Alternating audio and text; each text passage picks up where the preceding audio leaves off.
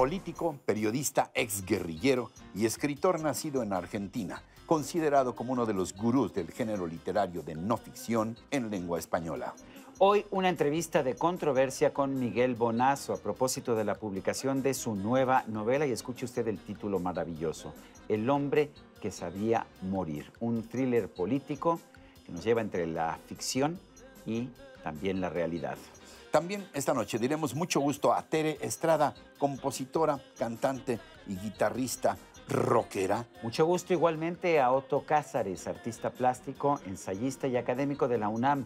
Y mucho gusto igualmente a Nura Cali, prestigiosa psicoterapeuta experta en tanatología. Y al final compartiremos algunos tips de libros y música en Ver, Oír y No Callar. ¿Qué tal? Qué bueno que está con nosotros. Gracias por acompañarnos como todas las semanas, mi querido Ricardo. Pues igualmente con un gusto grande y creciente siempre.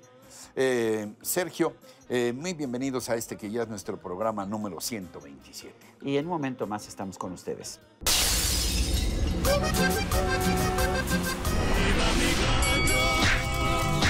El ratón Macías.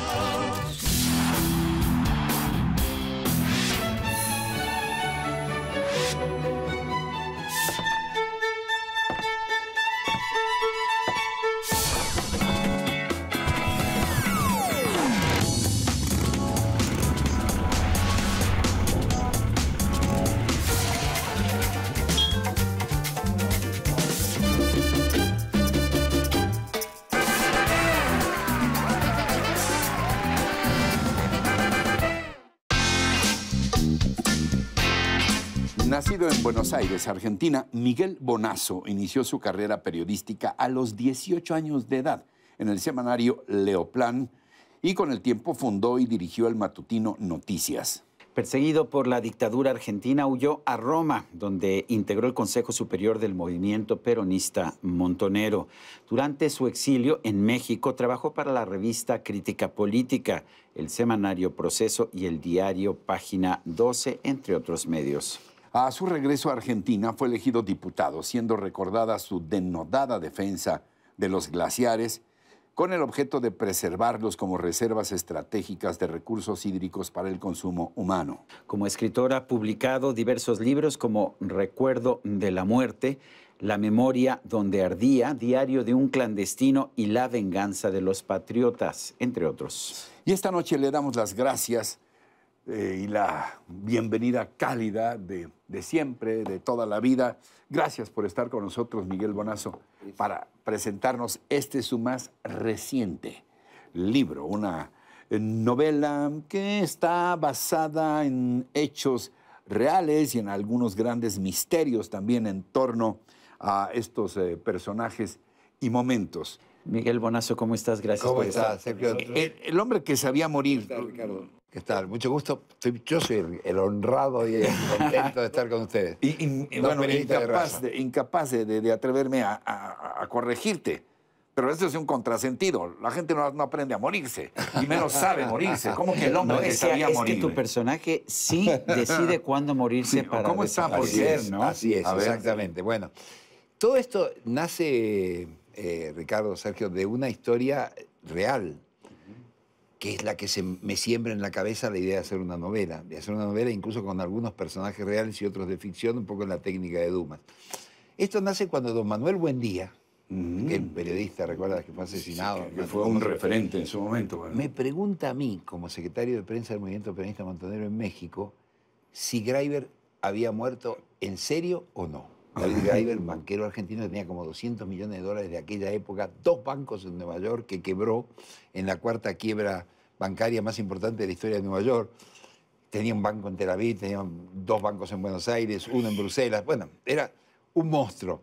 Y me pregunta, y teóricamente se había estrellado con un pequeño avión alquilado en el Cerro del Burro, cerca de Chilpancingo.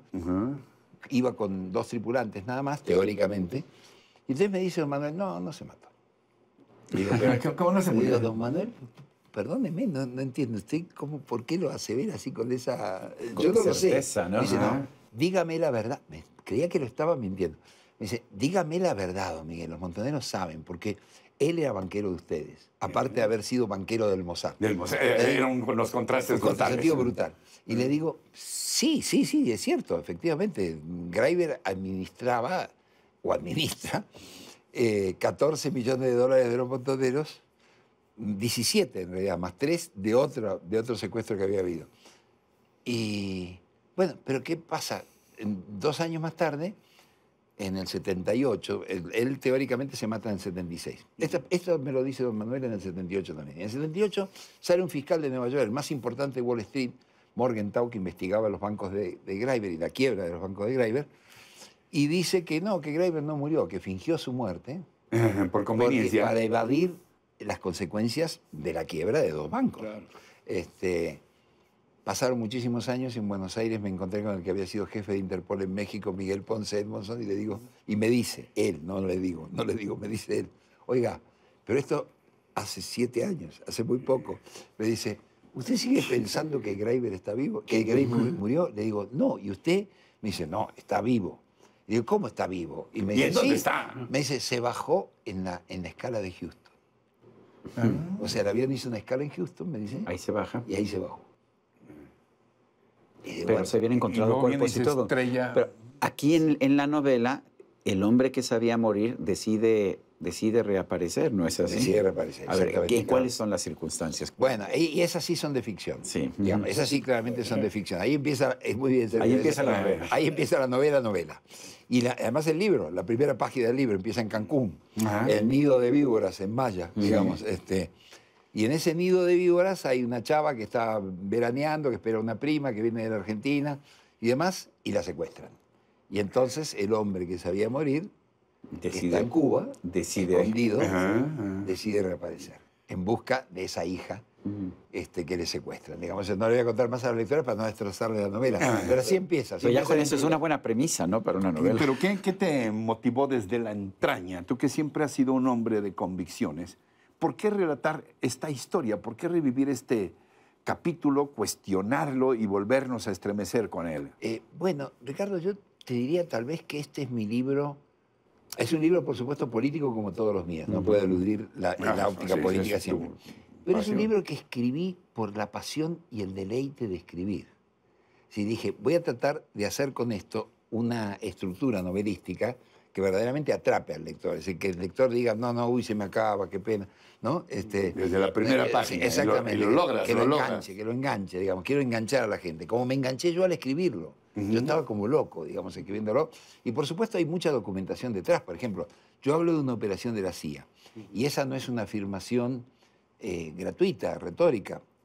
Hubo una operación contra Cuba muy importante, se llamó la Operación Greyhound, que trataba de meter a la Cuba de Fidel con el narcotráfico. Incluso hicieron contacto... Para desacreditar a la revolución. Exactamente, con Pablo Escobar Gaviria. Mm. Ahora, todo curiosamente, la vida imita al arte, como decía Oscar Wilde, porque en Buenos Aires veo una entrevista al hijo de Escobar Gaviria y de golpe el muchacho se suelta diciendo, es que mi papá trabajó para la CIA.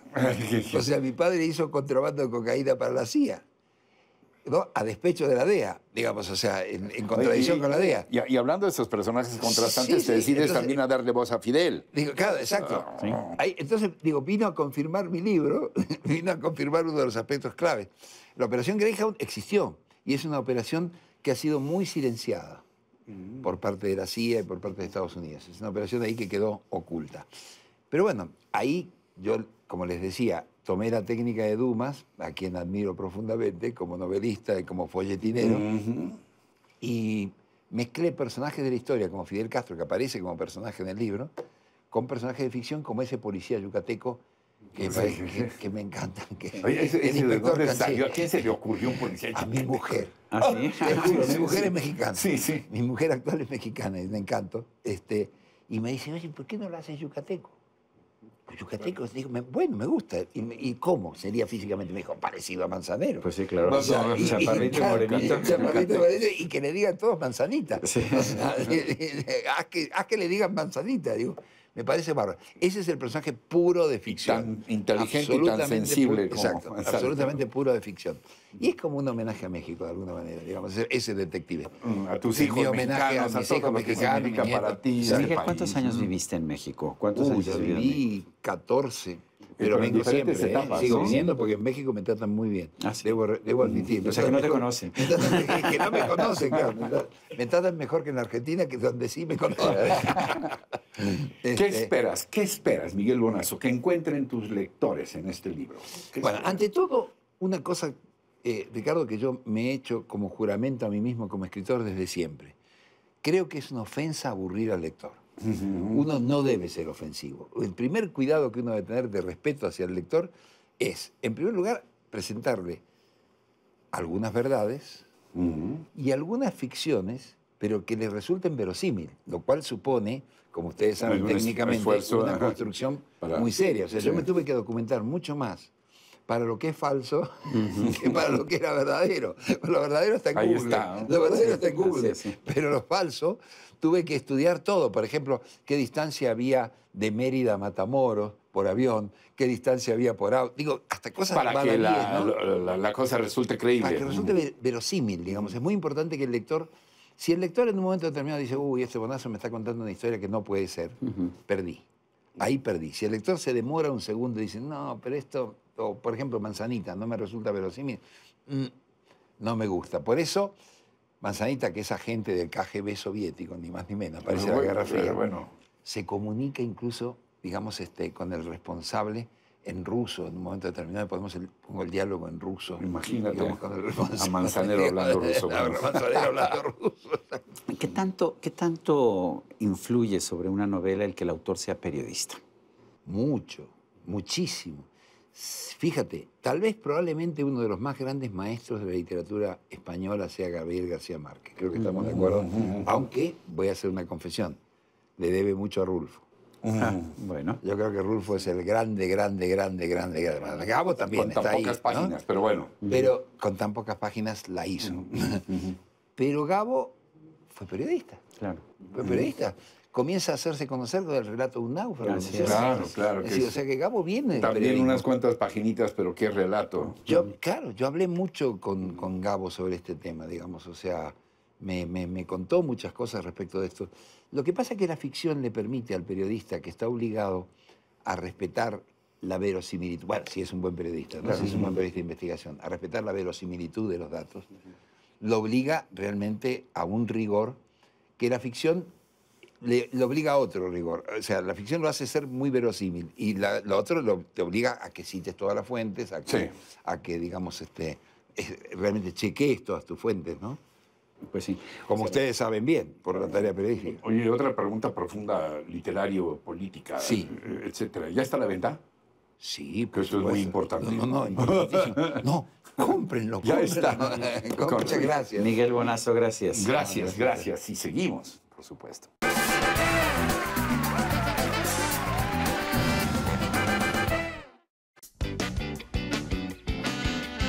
Uy, ¿y a quién invitaste ahora? A No, ver. pues vas a ver.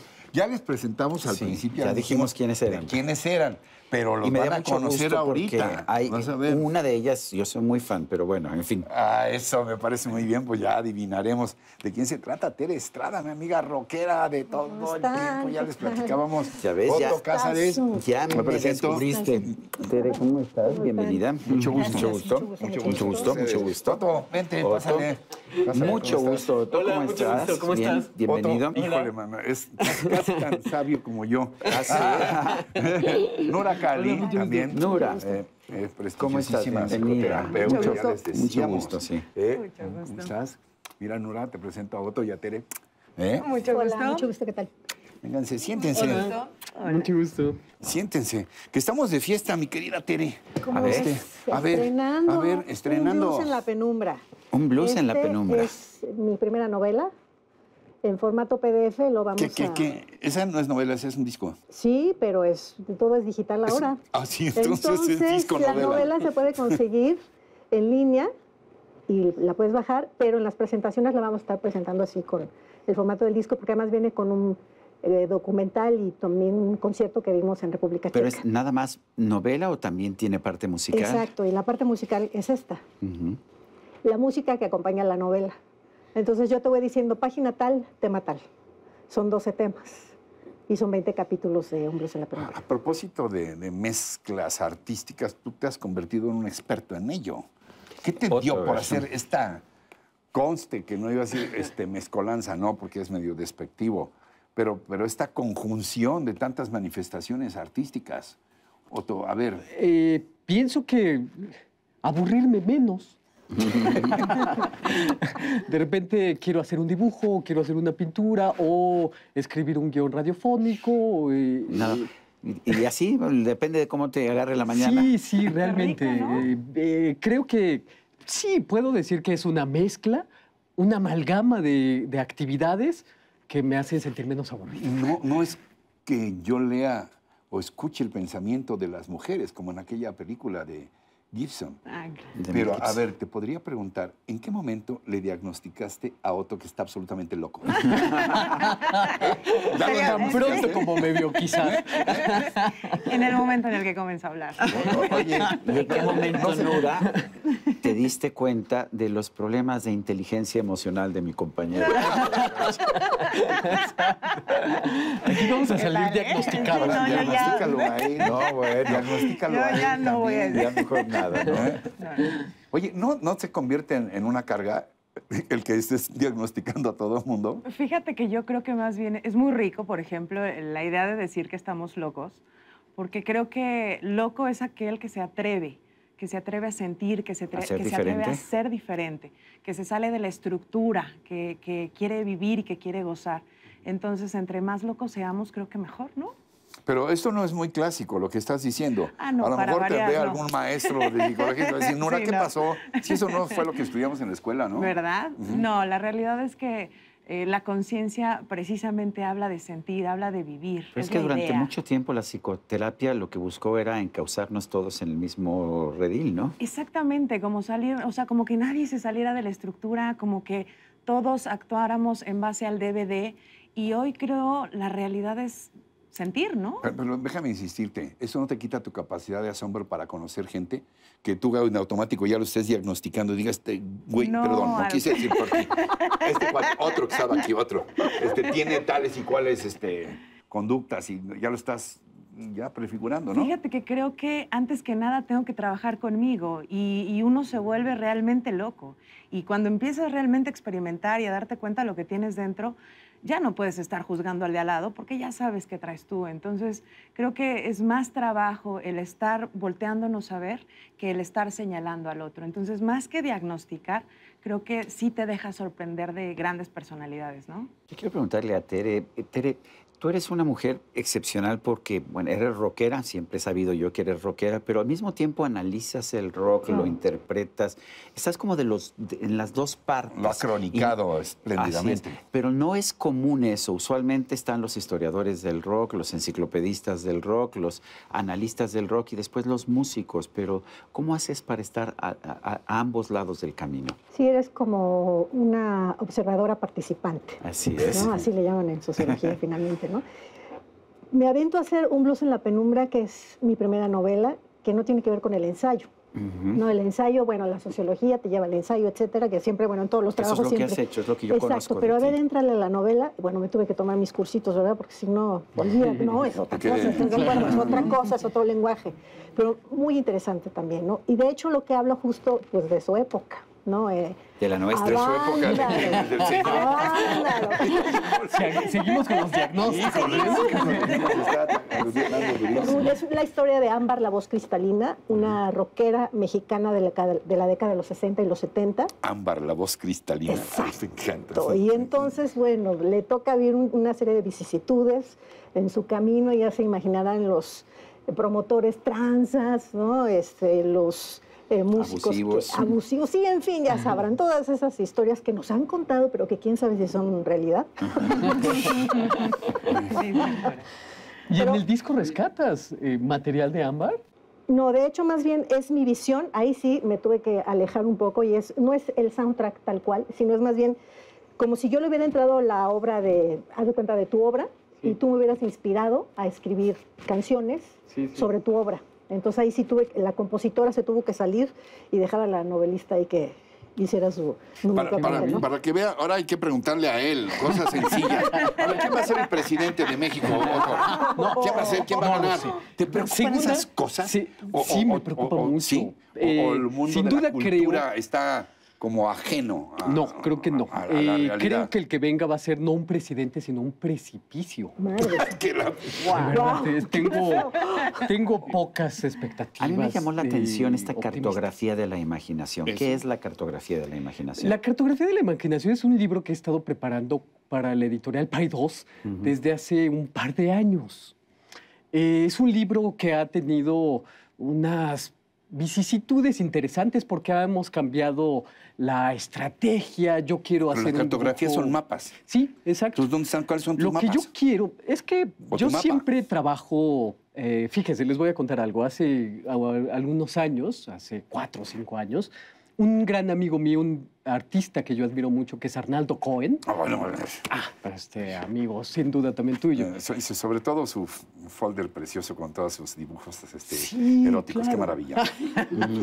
Bueno, pues resulta que estábamos comiendo en su casa y yo le estaba enseñando mis cuadernos. Yo le estaba preparando en ese momento una exposición y lo estaba mostrando mis bocetos y mis escrituras. Y de repente Arnaldo me dice, esto es tu obra, tus cuadernos.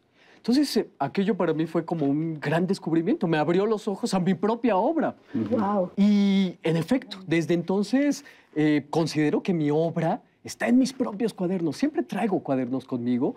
Nura, Otto, Tere, gracias. Ha sido una Gracias. delicia platicar con ustedes. Mucho gusto de conocerlos. Muchas gracias, mucho gusto. Mucho gusto. Nosotros continuamos. La fiesta va a comenzar, adornen esos portones.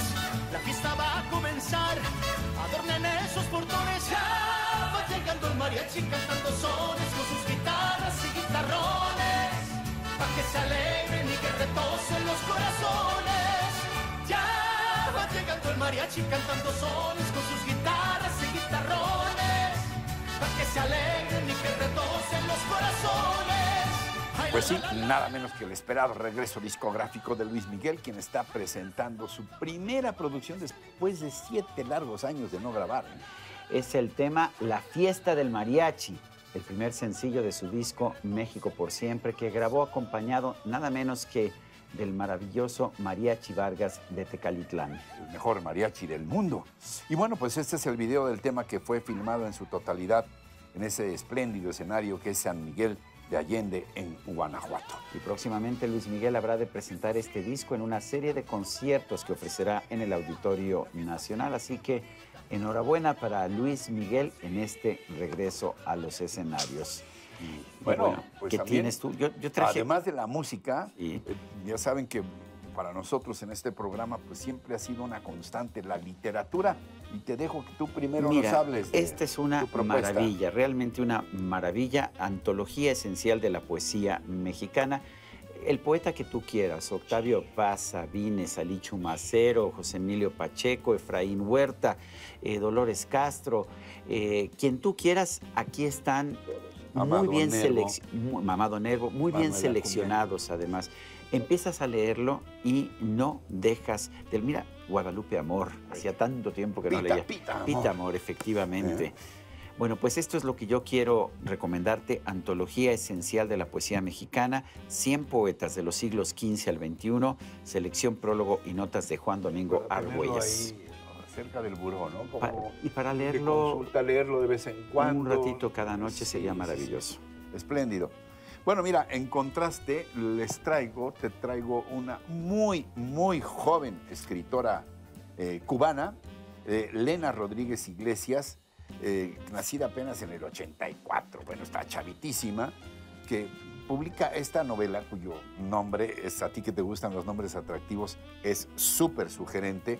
Mi novia preferida fue un bulldog francés, así se llama. Es una novela que transcurre entre la realidad y la ficción, la cultura, la familia, la burocracia, el sexo en Cuba. en estos tiempos. Es una novela muy, muy vigorosa. Nuevamente, ¿cómo se llama? Breve. Es breve. Legna. Legna Rodríguez Iglesias. Mi novia preferida fue un bulldog francés. Bueno, se las recomiendo. Es una literatura muy, muy amena, muy moderna. A algunos les puede parecer un poquito extraña a veces, pero la verdad es un divertimento literario estupendo. Y bueno, pues llegamos al final de esta emisión. Los esperamos la próxima semana. Ya será nuestra emisión número 128. Se siguen acumulando, Ricardo. Así es, hasta entonces, hasta siempre.